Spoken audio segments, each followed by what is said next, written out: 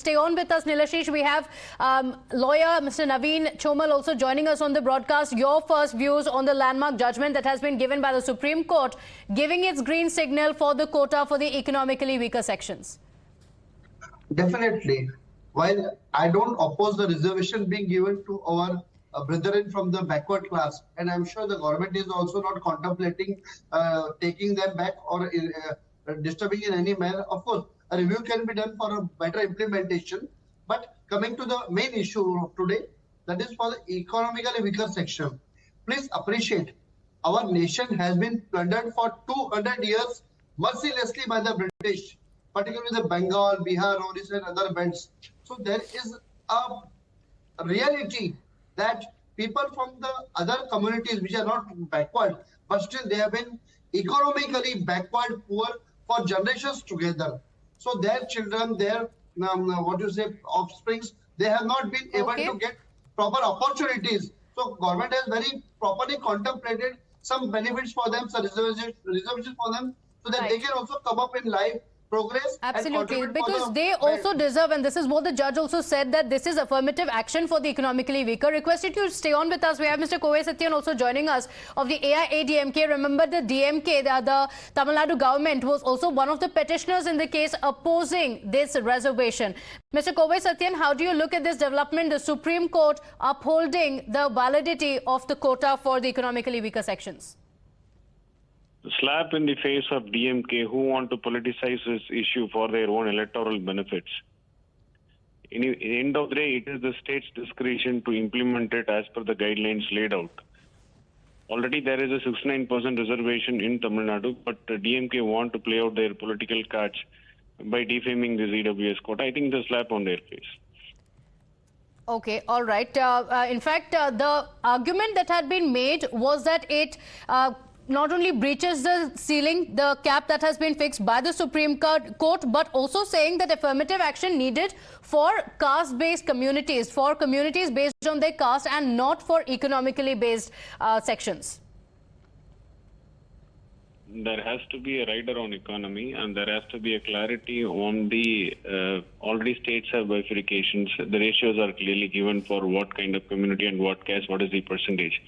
So the better thing would have been to ask for more transparency and clarity on this and trying to politicize this issue for political mileage and benefits. Okay, all right. Mr. Kovai Satyan, thank you for joining us on the broadcast. Mr. Chomal, coming back to you. In fact, when the judges were reading out their verdict as well, one of the key points in the majority verdict was the fact that it does not violate the constitutional rights. Definitely, because court has even explained further that the upper limit of 50%, which is reserved on the caste basis, is kept intact. That is 50%.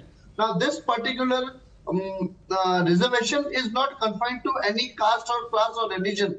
It is applicable, this benefit is applicable to the entire society. That is the weaker section from the entire society. So that's why there is no violation of constitution. So court has definitely explained this factor also in the judgment.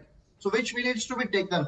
Because economically poor section can be from any community, any religion, and all sections of the society, all classes of the society. So these people have been, poor and deprived of any benefits for a long time, for generations. So if their children are given opportunity, say reservation in the college or a proper job, definitely it will help in uplifting of that particular section, extracting their talents, and ultimately our nation needs to gear up for the 21st century, what we are aiming at. So we need to have the contribution from all sections of the society. Okay. Tomorrow we are going to be a country in the whole world with the highest strength of youth population. So definitely it's a very progressive step by the government of India. We all must welcome it. Okay, Mr. Chomal, I also want to take your view on the dissenting view of the Justice Ravindra Bhat, who said amendment practices constitutionally prohibited discriminations and strikes at the heart of the Quality Code. In fact, one of the other arguments that had been made in court was also that, based on caste, such discriminations go on for generations, whereas an economically weaker section and, any discrimination based on that is only temporary. That's not permanent. How do you respond to that criticism? Well, the Honorable Judge may have some point on it, but the main factor which the learned judge has failed to appreciate is that this is not a temporary factor, because when our nation was plundered for over 200 years, all sections of the society have been poor for a long time. So if you go to see the reality in the society, there may be people from this, say, for example, a Maratha Kshatriya community or even a Brahmin community who are poor for many generations. So their condition is definitely very bad. So of course they may not have faced that injustice like what our people from the backward class must have suffered, but they have been economically poor, not able to come up on their own. So definitely they need a helping hand from the government, the society as such. So we all must take a very pragmatic and a larger view and always try to help them out. That is what the government is doing. So I think the minority view will not hold too much in comparison, even if the parties go for review. Okay, all right. In fact, I want to get more details from what's happening in the court. Now information coming in that out of the 5 judges, 3 were in support. And this is the detail coming in that Chief Justice UU Lalit also concurring with Judge Bhat on the same. In fact, these are the details coming in with legal editor Harish Nair bringing us the minute-by-minute details. Neelashish continues to be live with us. Neelashish, so this is a 3-2 review that we're getting from the court in the top court, but it still, of course, upholds the judgment in favor of the quota. Well, absolutely. The judges, the Supreme Court Constitution Bench has, by a majority of 3-2, upheld the EWS quota of 10%, which was passed by both houses in January 2019. Justice Ravindra Bhat delivered his dissenting view, and Chief Justice UU Lalit also concurred with that view. So it is a 3-2 judgment in favor of the EWS quota, as our legal editor Harish Nair has been updating us. But very significant observations made. Very significantly, it was stated that the 50% reservation quota in terms of caste is exclusive of this 10% because the flexible ceiling limit, as has been stated in the Indira Sahni case. Of course, we have Harish joining us right now, our legal editor. What exactly are the details, Harish? You were inside court. In fact, big vindication for the center, as the Supreme Court has, by a 3-2 majority verdict, upheld the economically weaker sections quota, 10% quota, and very significantly towards the end there was a twist in the tail, as the Chief Justice concurred with Justice Ravindra Bhat, who had dissented but Justice Dinesh Maheshwari, Justice Bela Trivedi and Justice Pardiwala have endorsed, have supported and upheld the EWS quota. Thereby, the news is that the EWS quota has been upheld by 3-2 verdict, and the significant observation was that EWS quota does not violate basic structures of the Constitution.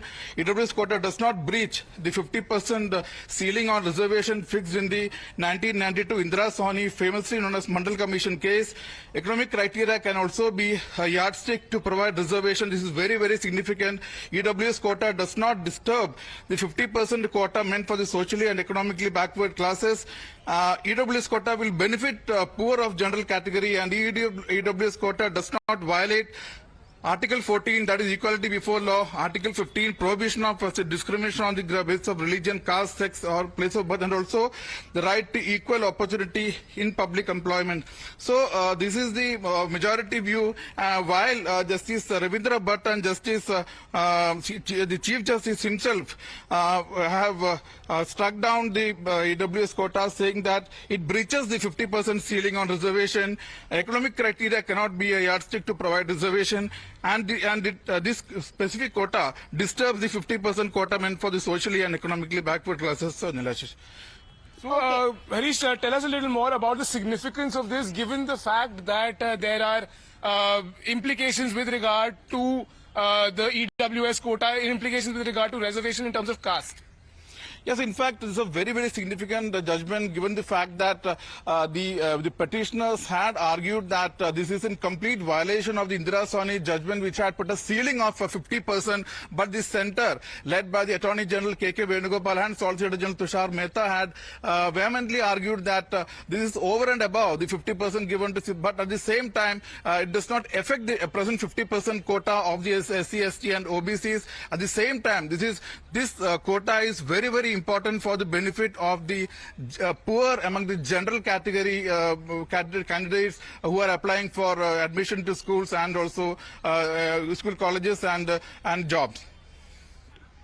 Okay, all right. Nilashi, stay on with us. In fact, we also have Salem Dharnidharan of the DMK joining us on the broadcast. Remember, the DMK government, the Tamil Nadu government had also opposed this reservation. In fact, the DMK had told the Supreme Court that bringing upper caste within the ambit on the ground of economic status would be a mockery of the reservation. Now the Supreme Court upholding it, Mr. Salem Dharnidharan, it's a setback for your party.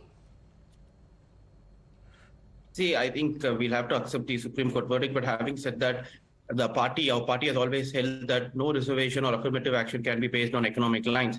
See, person's economic status is always transient, which means it keeps changing. Someone can earn 3 lakhs now, can earn 12 lakhs after 5 years. So, but caste-based prejudice have been existed in this country for more than 1,000 to 2,000 years. So that is why we've been saying this 103rd Constitutional Amendment Act may not be the right thing. And also the another problem with this amendment is that the other reserved categories such as OBCs, Dalits and STs, they are not eligible under this quota, which again is which we find is a violation to the Constitution from 14 to 18. But now that the learned Supreme Court has said that this is constitutionally valid, then we'll have to abide by it. But our opinion is that no affirmative action can be based on financial basis or on financial lines. The reservation and affirmative action in this country is given because of the 1,000 to 2,000-year-old prejudice which several castes has to go through. It's only to undo that. Okay, all right. In fact, this was the argument that was made in the Supreme Court, but it's a 3-2 verdict.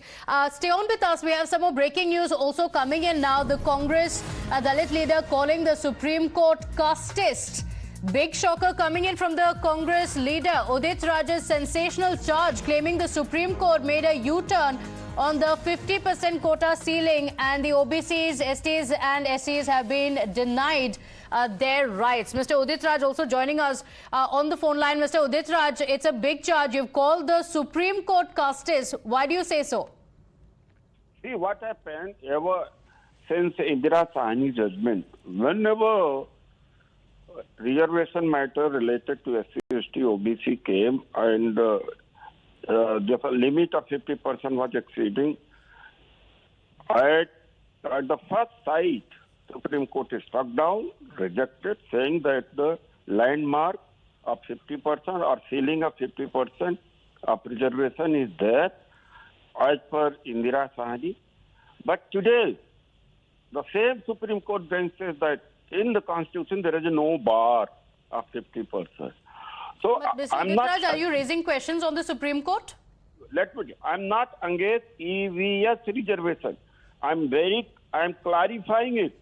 मैं आरक्षण के विरोध में नहीं हूँ EWS का. But when it came in the matter of SC, ST, OBC, the Supreme Court had a different stand, and today is completely U-turn. That's why I make allegation against them that this, unless until the SC, ST, OBC minority judges come, there cannot be justice in this country. And Dr. Ambedkar also said long ago in 1945, and that is proving today. Okay, just to make it clear, just to clarify, Mr. Udit Raj, you're standing by your statement. I just want to read out the tweet that you put out as well immediately after the verdict, saying Supreme Court जातिवादी है, अभी भी कोई शक. ये लिखा है आपने. तो आप कह रहे हैं कि you're standing by this statement, the Supreme Court is casteist. Yes, I say it. Okay. Okay, you're saying it's casteist because it has upheld the reservation for the economically weaker sections? All right, Mr. Udit Raj, cut the call. He is not responding to the charge, but this is a sensational charge that he has made on the Supreme Court. Udit Raj, the Congress leader, time and again quoting controversies, now calling the Supreme Court casteist. Nilashish continues to stay live with us. Nilashish, this has taken a very controversial turn now with the Congress leader Udit Raj saying the Supreme Court is casteist.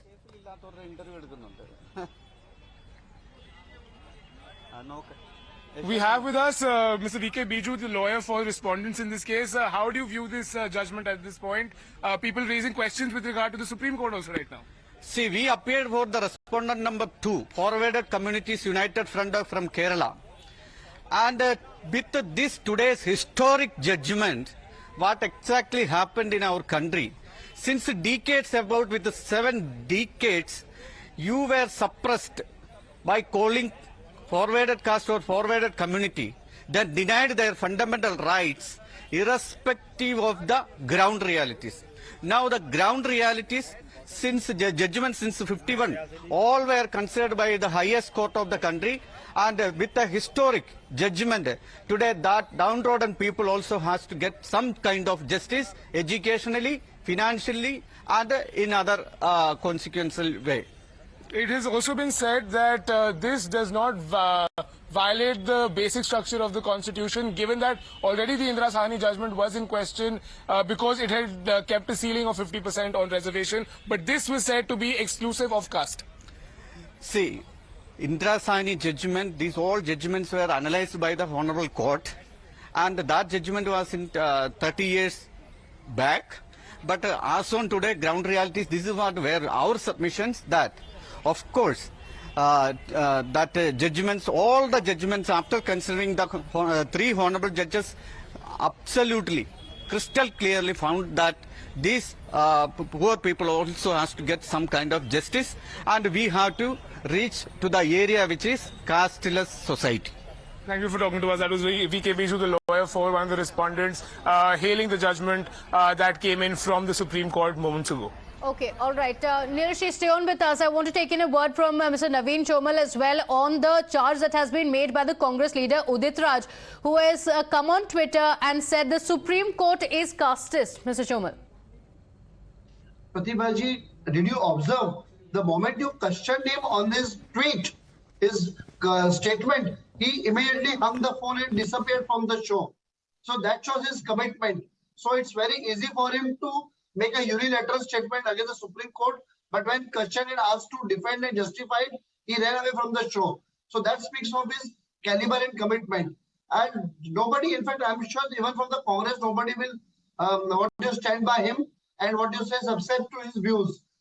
Basically, Supreme Court is not casteist. Supreme Court has taken a very studied view, considered all the factors. And of course, our government has also considered all the pros and cons.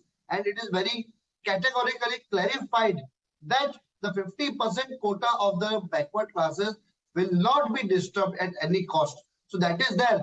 And besides that, over and above that, the 10% is given from the rest of the 50% quota, and that is for all people. So there is no, what you say, violation of the Constitution or any infringement on the rights of the backward classes in any manner. At the most, what the review is being sought is about the better implementation of the quota in the backward classes. So we have to take a progressive step, and this particular judgment needs to be held actually, as being done by various people. So what Udit Raj has said is of course very much condemnable, and we have seen how he has not been able to defend himself also. In fact, let me go across to Kamruzaman Chaudhary also, who's joining us from the Congress party. We'll go across to our DMK guest as well. But Mr. Chaudhary, my next question to you, do you concur, do you as a party concur with the views of UU Lalit that it allegedly is a casteist verdict? Because so far the Congress has never really opposed the EWS quota. No, madam, good morning. But first and foremost, let me tell you, the party position and an individual leader's position will always be different. Let us read through the judgment of the Supreme Court, what it has said on the EWS quota. Whatever I am saying out here might be my personal opinion, but the party always takes an informed decision only after discussion amongst its leader, analyzing the pros and cons. What's the party's opinion?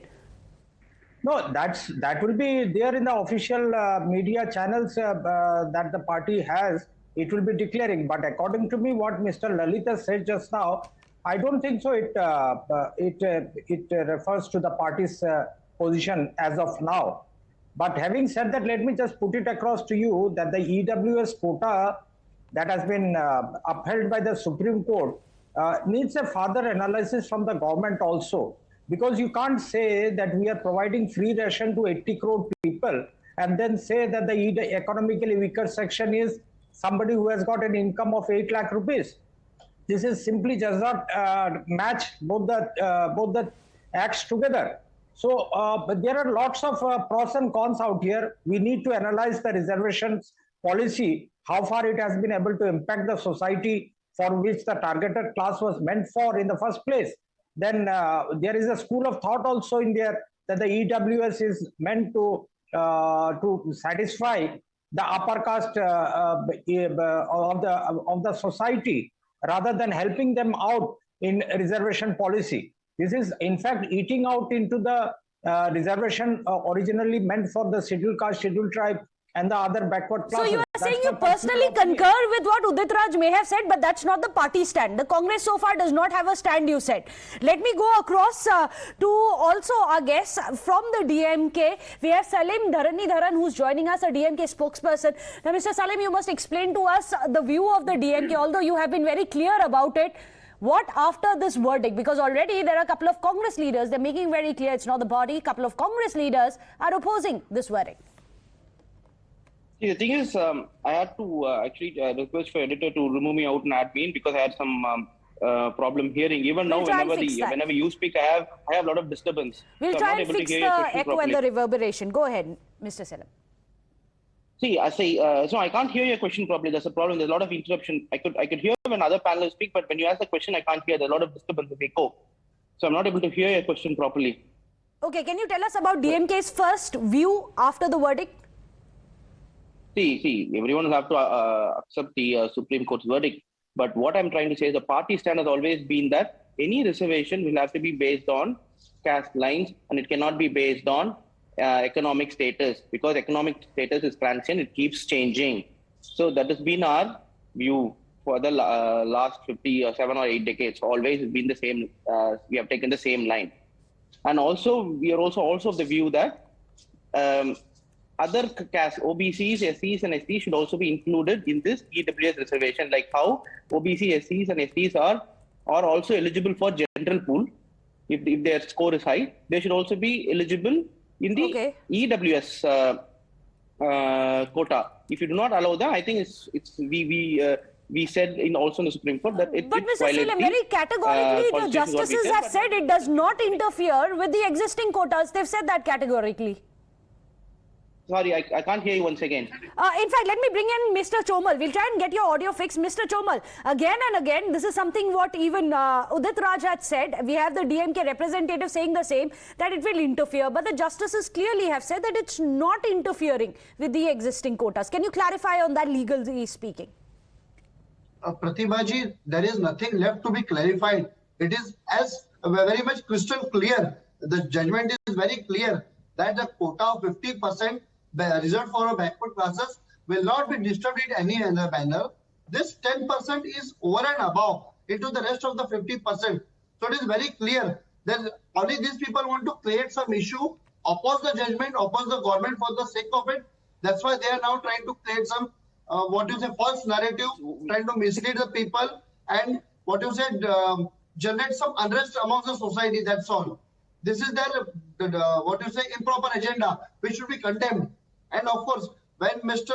Salim is saying that this quota should be applicable even to the other weaker sections, which are already getting reservation 50%, then it will amount to granting reservation beyond 50% also. Yes. So that will be violation of the judgment, their judgment. So that is not the case. This particular is reserved for a particular section, weaker section.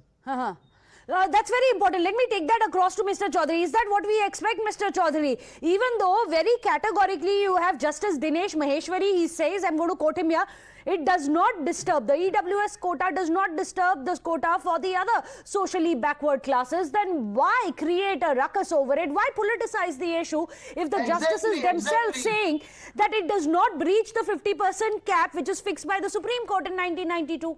Mr. Chaudhary, why politicize? Yeah, it's not a question of politicizing. You must understand the 50% quota is reserved. Okay, 10% that you have added. There are a lot of factors, as I said earlier. Now, what is the basis of the EWS reservation? What is the ultimate bottom line that you have cut off, that you have set up? I have reservations about the 8 lakh that you have cut off, that you have set for EWS reservation to be qualified. Point number 1. Point number 2. You had promised to set up additional seats in medical colleges and other institutions over and above the 50% quota. You have allocated funds to each and every institute, but have the funds reached the institute? Has the infrastructure been developed? There was a news report a few days ago wherein the funds have not reached the IIT Delhi to set up additional facilities for the 10% EWS quota. Now, these all things. But interestingly, even the dissenting view, Mr. Chaudhary, even the dissenting view of Justice Ravindra Bhat very categorically says that the quota in private institutions is not violative when it comes specifically to that point. And let me go across to Mr. Selem again. If you can hear me clearer, very categorically, Supreme Court had said that it can be on private institutions as well. It's not violative. What does the DMK intend doing? You as a state, Tamil Nadu as a state, are you going to look for other legal options? Yeah, I can't still hear your question properly because whenever you speak, there's a huge disturbance.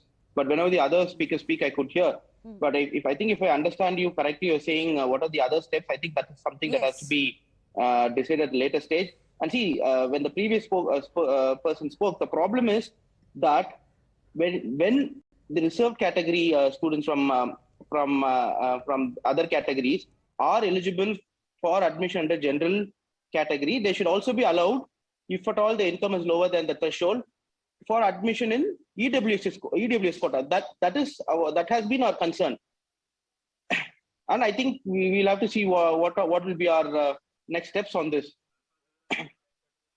Next step is not yet decided. Naveen Chomal, what can be the options? I'm asking you as a lawyer, what can be the options after the 5-bench verdict coming out today? Because clearly, even that is something which has been branded by some as a communal verdict.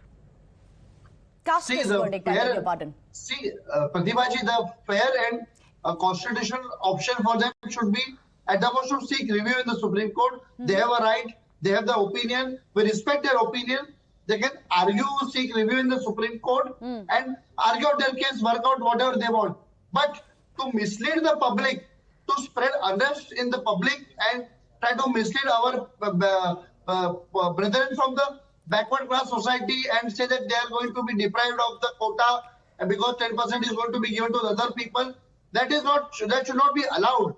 We should not give platform to these people to spread these lies on I'm this sorry platform. to interrupt you here, Mr. Chomal, but very important comment which also came in, observation came in from the judges, is regarding how quota should come with some kind of a time-bound quota. It cannot be indefinite. In fact, the judges very clearly says that this is Justice Pardiwala who says after 75 years, we must revisit the entire quota system for the society's interest. Are we doing that actively, Mr. Naveen Choman?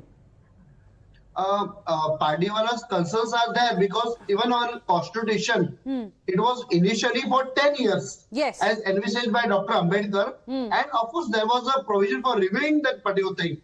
But it is also truth that successive governments for all 75 years have not sincerely implemented the quota. So it has not reached to the targeted person down at the bottom. Okay. Of course, there have been certain cases where the people have been deriving benefits generation after generation. So selected few people have been deriving extra benefits of it, but the real people to whom it should have reached have not got it. So I think the quota definitely has to continue with review in the implementation method. Review it, for example, but then even this time around there is no...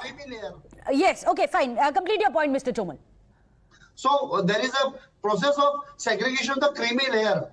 So same way we have to now understand that this particular quota which we are giving should be time bound for both the sections. And that's one of the problem. Kamruzaman Chaudhary, even the EWS quota, it's not time bound. We've seen some quotas lingering on for the last 75 years. Should we at least relook at those, Mr. Chaudhary? No, ma'am, this reservation debate has come into the public domain once again. I'm very happy for it. But first, let me point out, when will the caste census be held in the country?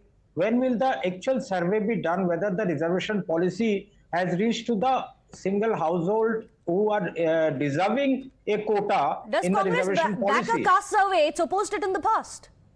No, it was done in 1932 last. Until date, it has not been done. So my limited point out here is that let us first do the caste census.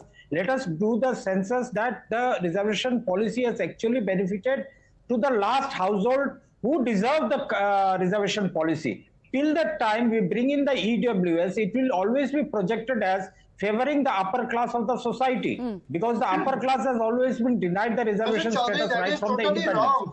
That is totally wrong. You may be wrong. Please why is that, Mr. Chomal? Why does the EWS benefit the upper class? Naveen Chomal, quick counter by Naveen Chomal. We'll come back to you, Mr. Chaudhary. Quick counter by Naveen Chomal. You are misusing this August platform to spread lies. Mr. Chaudhary, please talk sensibly. Please speak with some responsibility, please. Mr. Naveen Chomal, let's stick to the facts here. Let's not digress. It's not a personal attacking forum. Let's stick to the facts. Naveen Chomal, why do you think, or how would you like to rebut Mr. Chaudhary who says that it is going to eventually benefit the upper castes? See, benefiting the upper caste, it is definitely going to happen because the poor people from the upper caste also who have been very poor for generations together, it is definitely going to benefit. That is what Supreme Court also intends. That is what also our society intends, the government intends. It is against the basic principle of the Constitution. Sir, can you define your rationale? First of all, I am not against EWS reservation. Secondly, I am not condemned. I have raised the question that the same Supreme Court has been always denying reservation to SC, ST, OBC whenever 50% limit was exceeded. Always citing the example of Indira Sahni case. Right. But in this case, where that stand has gone, that stand is banished. And same Supreme Court says that Constitution does not bar. But earlier, always, they have been rejecting any matter of SC, ST, OBC exceeding the limit of 50% limit of reservation. They had been outrightly rejecting. That is what the mindset I'm challenging. That it is biased. Courts are biased, and so-called upper caste, they are controlling it unless until SC, ST, OBC are represented to SC, ST, to Supreme Court, High Court. I don't think that justice is going to be delivered to all. Because this is a plural society and plurality must be reflected in Supreme Court and High Court. So I'm not against EWS. Again, I'm clarifying. I'm just questioning the mindset of upper caste mentality of Supreme Court. Sir, on the question, Sir, Justice Dinesh Maheshwari, one of the three judges who ruled in the favor, he's saying that EWS quota law does not violate basic structure or equality code for taking into economic criteria. I have already answered it. I have already answered. You have not. I think I've concluded. Always they have been saying, citing the Indira Sahni. That time then the Constitution was not cited. What was cited was Supreme Indira Sahni judgment. Where has that gone now? For, say, about 20 years, I think 30 years, they have been upholding the position that Indira Sahni judgment is there. It's an embargo. Embargo put is that 50% cannot exceed it. Then that time the Constitution did not come in the way. And today they are quoting the Constitution that it doesn't bar. And of course, Constitution doesn't bar. Nowhere it is mentioned. But when that judgment was more than the constitutional provision, why that had why it was held by Supreme Court. That position was held for 30 years, more than 30 years. That's all. Thank you for giving time and talking to Times Now. Well, that's the version coming from Mr. Udit Raj, the senior Congress leader, who is saying that he is not against the EWS reservation per se, but he's challenging the judgment on Supreme Court on the point that earlier it was given the stand that Indira Sawhney judgment. In that case, the 50% ceiling was being breached, and now where has that stand gone as far as the Supreme Court is concerned? With video journalist Dilip Mehti, Mayank for Times Now. Big charge coming in from Congress leader Udit Raj. He calls it an upper caste bias of the Supreme Court judge. We'll come back, and of course Kamruzaman Chaudhary of the Congress party continues to stay with us, as does Naveen Chomal. Short break, we'll return.